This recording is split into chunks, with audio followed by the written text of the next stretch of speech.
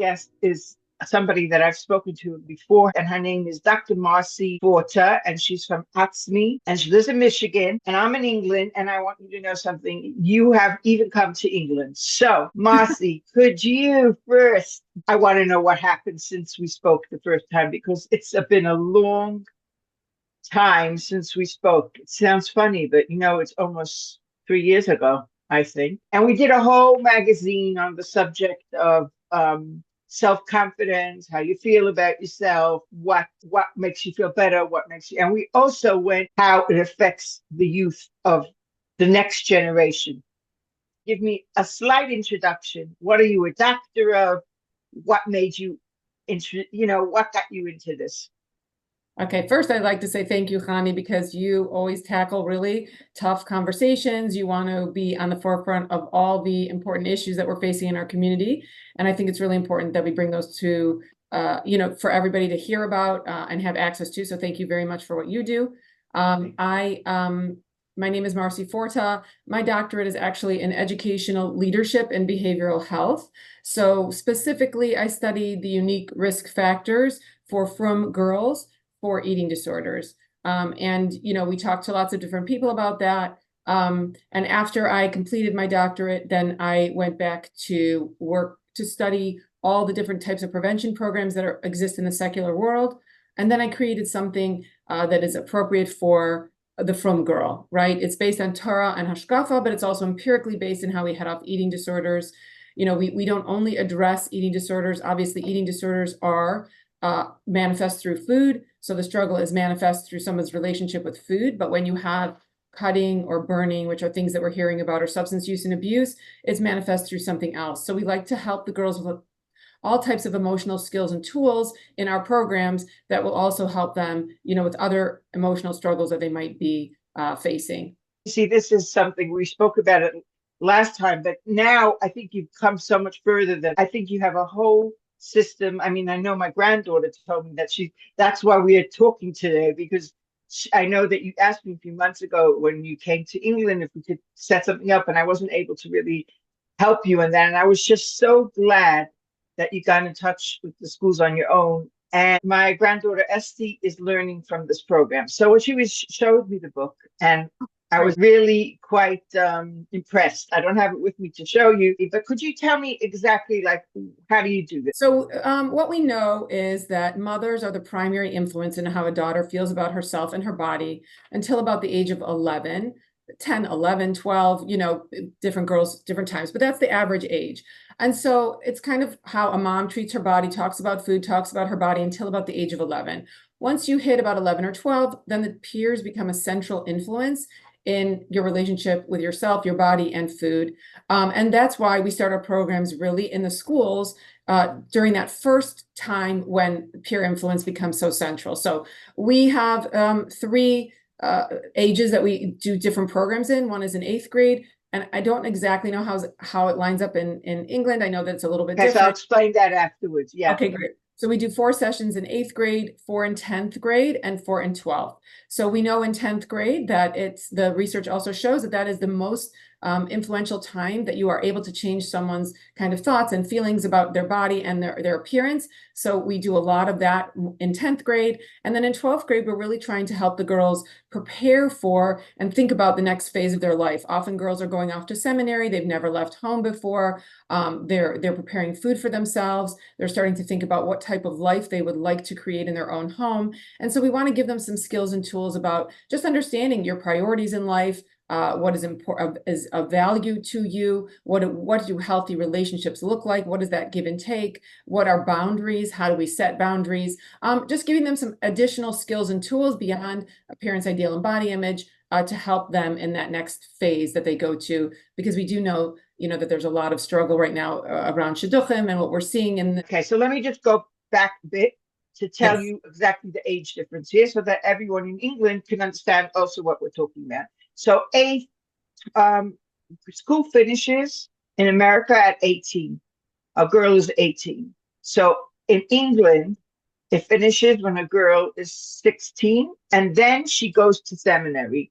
So there's a slight difference of 2 years. And it's very interesting because I've been looking into how the minds work at those times. Does it work differently? Because she's going to SEM at 16 and she's going to SEM at 8. And it's quite amazing how these kids who are 16 who are going off to SEM might be younger, less mature, but they're getting the same information as the 18-year-old needs to get. It's really weird. It's So very interesting to me, yeah, because it is a big difference in maturity level. yeah, And also the types of issues that you're facing and the conversations that you need to have are very different for a 16-year-old than they are for an 18-year-old. so it's really interesting because in England, I really found there was a difference. That is harder, but we are doing some of our programs in SEM, and in that case, I would recommend we do that more SEM programs for England versus 12th grade, obviously, because there isn't an equivalent Yeah, in your school system. Is it the same in Manchester and London? Because I have nieces who I yeah, went to SEM later. I don't know if they did something else in between, but they seem to go yeah. to. So they might have done a lot of the schools do A levels. Oh yeah, they did. They did O or A Yeah, levels or something like yeah, that. yeah, yeah. Okay. So over here, it depends what type of school system you're through. It depends which school you go to.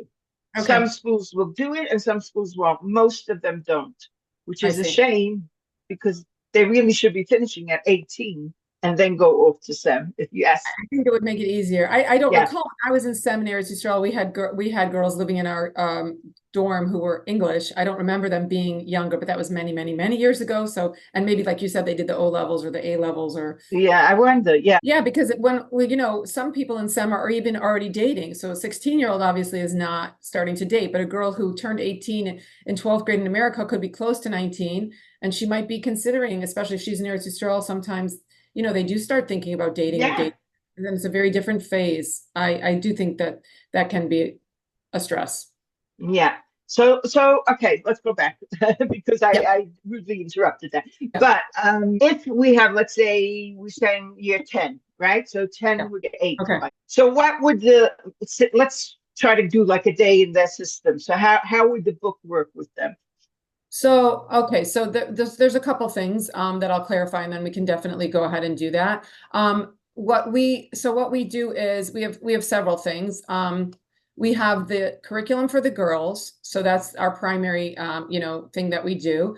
We also do a program for moms because, like I said, as moms are so influential in how a girl sees herself and feels about herself, we want to kind of help. We want to give them some idea of what we're doing. We want to give them, new ways of thinking about things so that they don't, when their daughter comes home with some of these new ideas, say, yeah, but, and kind of squash it before it has a chance to really flourish. And then we also do teacher trainings, which we talk to the teachers about just kind of what signs and symptoms of eating disorders, but also how to create healthy classroom dynamics where we don't allow weight stigma and weight talk. Because what we're finding is that girls are younger and younger, as young as I get calls from schools as young as 8-year-old girls are making fun of other girls for being fat or eating certain types of food during lunchtime. And so we really, at that point, that we're not going to be able to kind of use what I use in the empirically, this cognitive dissonance that I can share with you. But what they can do is, have rules for derech eretz and types of things in the classroom that they can put into place so that they don't allow this type of talk. And also they don't model behaviors that the girls see that maybe they think they're not noticing, oh, I have a simcha coming up, I need to lose 15 pounds, or I was so bad this weekend, I ate this much food. Girls are hearing, they learn from modeling much more than they learn from what you say. Okay, so as far as the 10th grade, which for you is year 8, each curriculum or each workshop for each grade is different. So if you didn't have the workshop for your 8th grader or your 6th, you can still do the next one or even the one after that. They will all be, valuable to you. They focus on different things.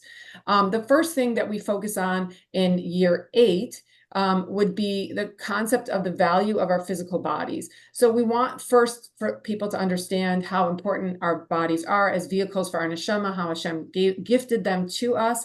And it is really our achrayus to care for them, our responsibility to care for them in a very particular way. And this will be based on Torah, that whole first lesson, which is so important. So the next 2 lessons are where we really go heavy into appearance ideal, and body image, what those mean, how they're created, how you might have some differing beliefs around why they have value to us in our culture. Part of the empirical aspect of the program is we create something called cognitive dissonance, which just means, it's just a fancy way of saying that we hold two conflicting beliefs at the same time. So maybe culturally or familially, I've come to believe that if I become a thin person, I will be happy, my life will be good, I will be successful. And so we kind of give them some alternate beliefs of how our appearance is only one aspect of who we are. It's not the most important part of us. We have so many other parts to us that are more important. And then they start to have to think to themselves, well, I believe this, but I also believe this. How do I reconcile this? Right. Yeah. And that is how we create new pathways of thought, which is why we only need the 4 sessions, because we're giving them skills for critical thinking. The idea is to create skills in the girls, which is something I think also we're missing a little bit in this day and age. So those will be the next 2 lessons. And then the final lesson, we talk a lot about our emotions, our thoughts, feelings, and behaviors, how when we're able to change our thoughts, we can actually change our feelings and our behaviors. We talk about the practice of self-compassion throughout as well, which is not just the idea of self-compassion, it's really a practice that has 3 prongs. And we go through examples and how to cultivate this, because a lot of times it's much easier for us to be nicer to our friend or our sibling than it is to how we talk to ourselves. And so we kind of want to share how that might look when we give ourselves a break, when we realize we're not the only ones struggling, that the Hashem created us perfectly imperfect. There's a lot of aspects to how we do that. But that would kind of be the sense of the 12th grade, year 8 curriculum and the 10th grade in America. Interesting, because I also saw that the girls were writing notes on their own on the side. It was really interactive, which I thought was fantastic. I found that very, very good. And I also found that the fact that the child wants the book for herself. She doesn't really want everybody to share it, which means to me that she's able to express that very well in her book. Those are 2 important parts. Yeah, it has to be interactive, because if we just, schools are great. The girls know some of these from concepts that I'm giving them. We might introduce them a little bit differently, but actually, if we want to change their behavior, I don't want to just give them good information. I actually want to change the way they think and the way they behave because of that. And so in order to do that, we have to get them talking about it and interacting and doing interactive types of exercises and things. Otherwise, I'm just talking at them, which is not, what I would like to do. And of course, one thing that I did change about in the secular programs, what I noticed was that they require you to share. You have a prompt, you talk about it, then you read whatever, what was a harsh experience that you had, or where did you experience weight stigma, or whatever that might look like. And then they required you to share that in front of everybody. And I don't think that that's appropriate necessarily for our girls. And I don't think that that leads to honest, that the girls will be honest with themselves, because they're afraid, I'm going to have to read this to the class, so I want to make it a certain way. When they know that they're never required to share, this is their personal, journey, their journal is theirs for their kind of progression of thought throughout, then they can be more honest with themselves, because no one else is seeing it. They can share what they feel comfortable sharing. There is no requirement to share anything. And that was really important to me. When I took the class, and I'm an older lady taking it with a bunch of women who I would never see again, I was like, wow, this is so uncomfortable. I don't think it's necessary to put the girls through that. I also think in our circles, it would go against us, because once they have to share it and everybody knows, well, then the shidduch is out and all that business. So I think it's very smart that you did that. That is the problem by us. It's, it's always peer pressure. And that is part of the main issue of this. It's interesting. When we spoke last time, I remember saying parents just have to make a little face. The mom has to just go to the mirror and go, She puts on her makeup. She looks good. She looks beautiful. Everybody's telling her. Then she goes to the mirror and sees herself. And all she does is go, a little face, a little twinge, and that's it. And those are the little things that the kids pick up. So I wanted to talk to you about a little bit as I'm a grandparent, and I want to know what we should be doing differently, and what what was the program for us? Those are great questions, and let's do that. What I did do though, I would love to share that, when I do a program, it's about 45, 50 minutes of talking and question Q&A, and it's really a good starting point, but to have more depth into all these things to do, that is why I wrote the book, that How Can I Help My Daughter, that just came out with Mosaic. Hold on, I never knew about that. So you see, Oh, I didn't even invite you on for that. So oh, hold wow. on, let's go back to that. Sure, I sure. need to read that. Let's go. Tell me about the book. Okay. Yeah, so Mosaica Press had actually reached out to me. They wanted a guidebook for mothers, and how to help with some of the things that I talk about in my parent program, because really, obviously, I give them a very high level understanding, but it gives them really almost like a reference manual, to raising emotionally healthy daughters. And we base it on not only empirical data, but I base it on Torah, Hashkafa, and also real life stories that people have shared with me. Obviously, all the names have been changed in the book, but this way, you can relate to it because they're very relatable stories and situations, and it helps the parents kind of create a different atmosphere and environment in their home, and be conscientious of some of the things they may not even be realizing they're doing that could be negative, have a negative impact on their daughter.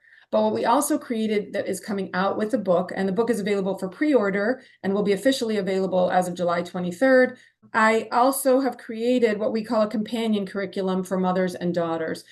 So this is, it's so challenging for some of us to discuss some of these sensitive issues, body image, self-worth, with our daughters, because we struggle ourselves.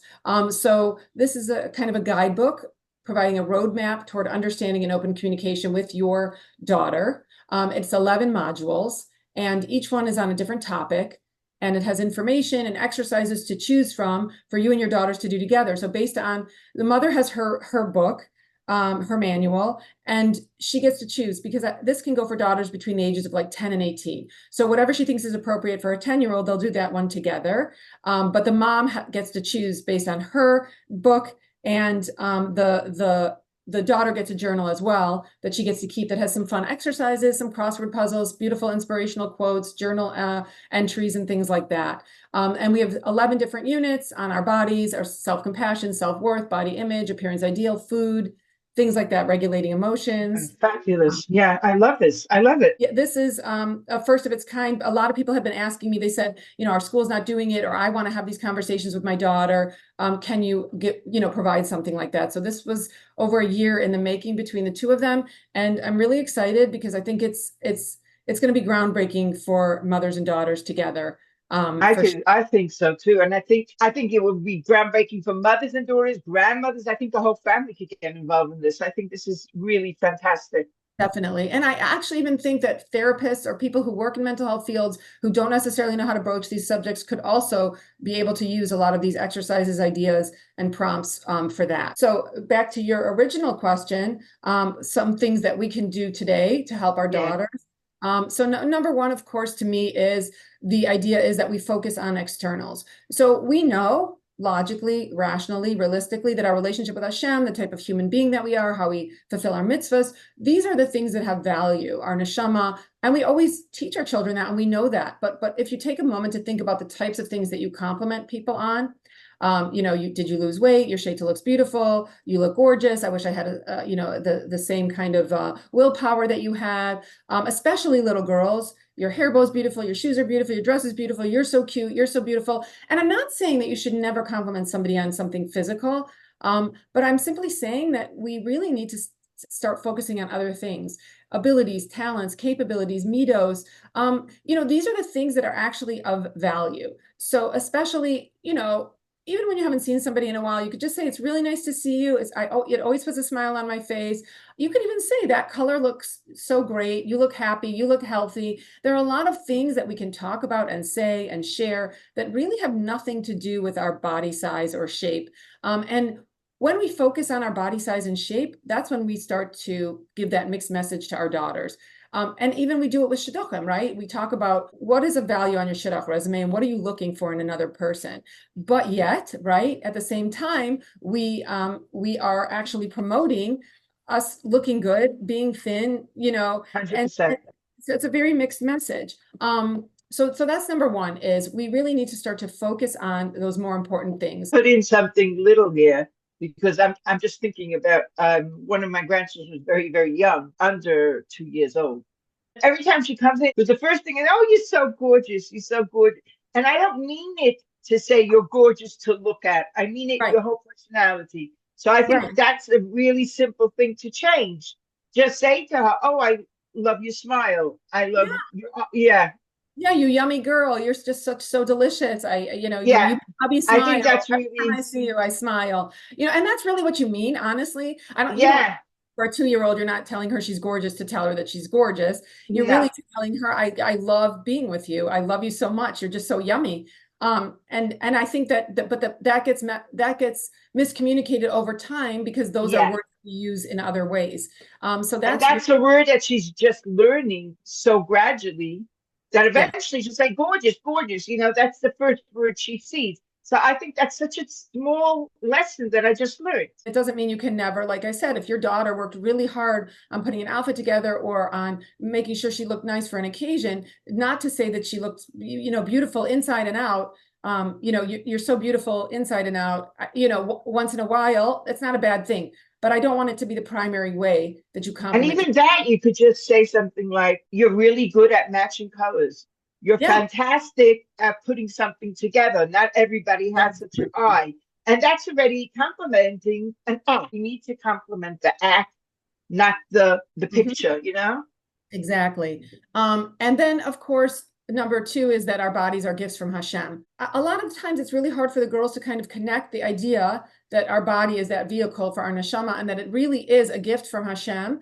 And it does amazing things for us every day. And it's really our achrayas, like I said, responsibility to care for it in a certain way. So what we want to focus on the things that our bodies do for us, right? Look how strong your legs are, that you were able to run so far so quickly. Great. My arms are so wonderful because they can give you such big hugs.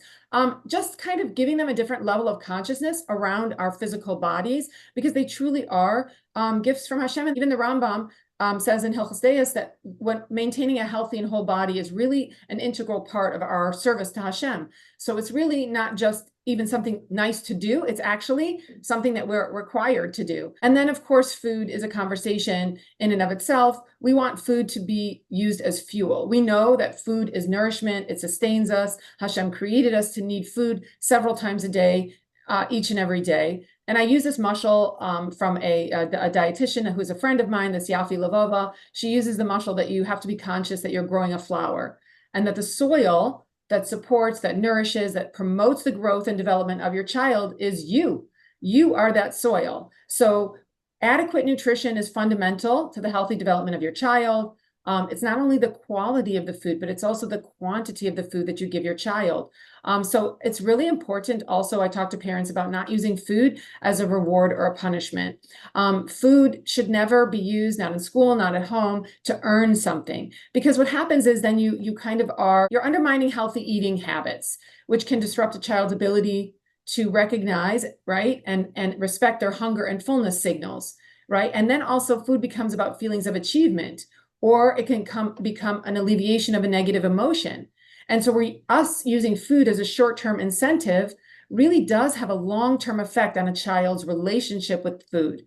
So it's really important how we use food. I always talk about how when a child is an infant, right, you can't overfeed an infant, whether you're nursing or bottle feeding. When they're finished, they pull They away, stop. they're done, right? But what happens is over time, finish your plate before you go out and play. And a child thinks to themselves, I thought I was full. I guess I must not be full, right? Subconsciously, obviously, they're not necessarily having this conversation, but so they start to not trust their hunger signals. My mom knows when I've had enough. I guess I have to finish this in order to know that I had enough. Or you ate enough, like you're not hungry anymore. Well, maybe that child is actually still a little bit hungry. So when we allow a child to kind of determine, but as a child gets older, to allow them to have some say around their hunger and fullness cues is really important for their long-term relationship with food. Because once you use food about something else, then we don't know when we eat when we're happy, we eat when we're sad, we eat, you know what I mean? And then it becomes like a whole different relationship with food. It Correct. becomes an emotional stick attachment. You either eat when you're hungry, you eat when you're sad, you eat when you're hungry, you eat when you're happy, you eat, there's no, or you don't eat, it's whichever way it goes.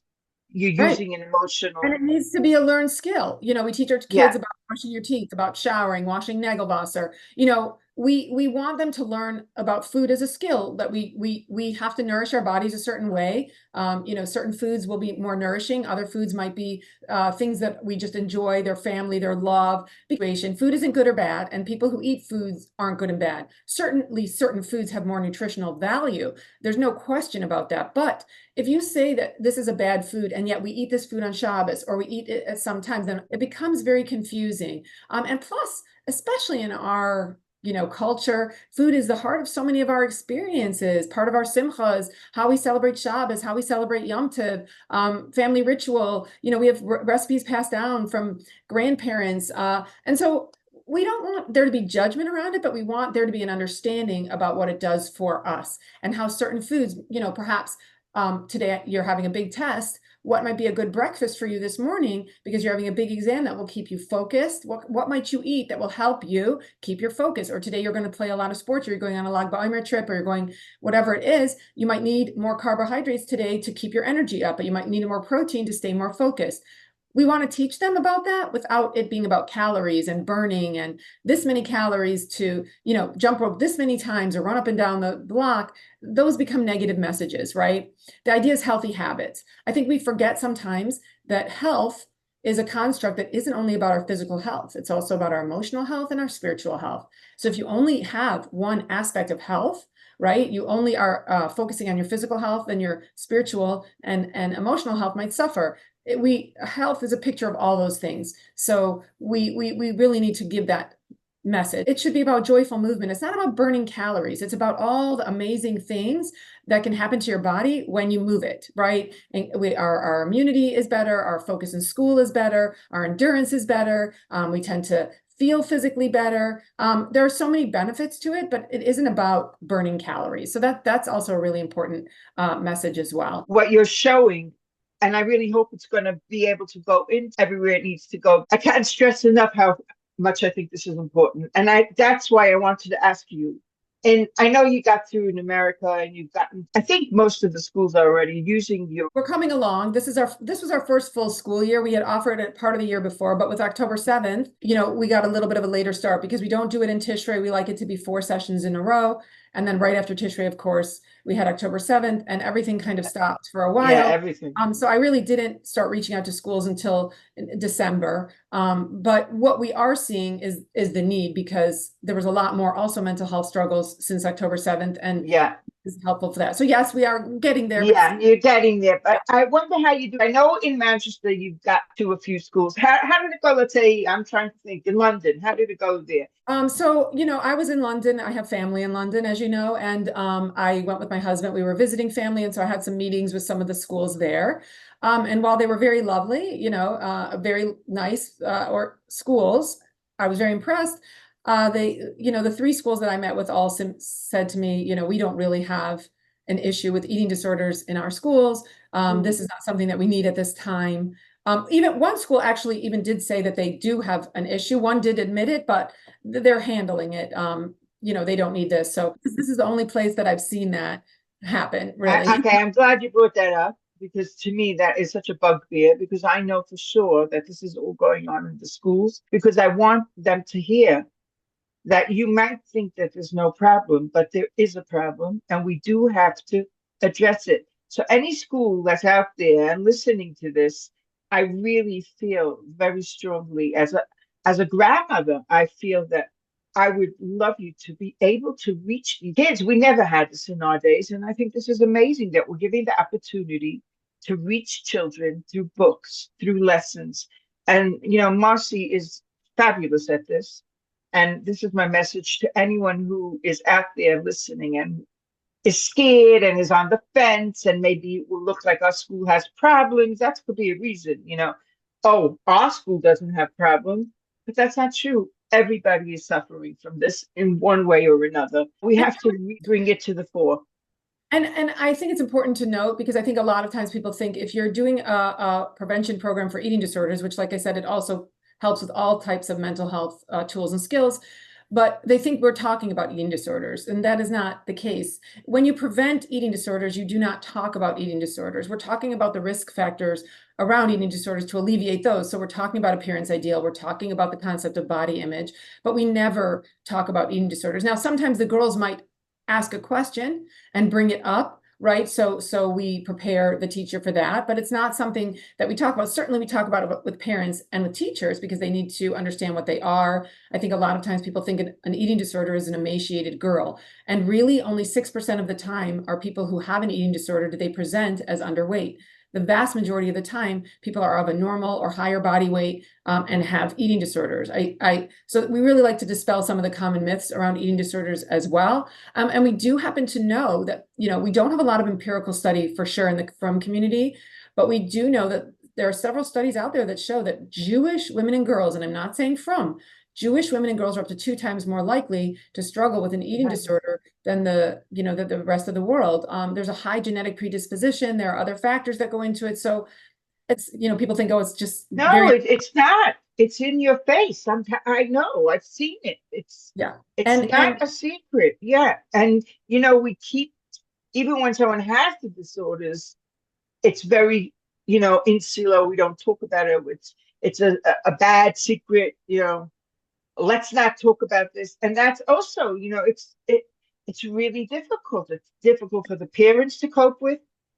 Yeah. oh, yeah, it's very stigmatized. I mean, just to kind of show you, like a story that someone shared with me, I have a colleague who's a therapist, and she's treating a husband of a woman with a very significant eating disorder whose fertility has been affected because of the eating disorder.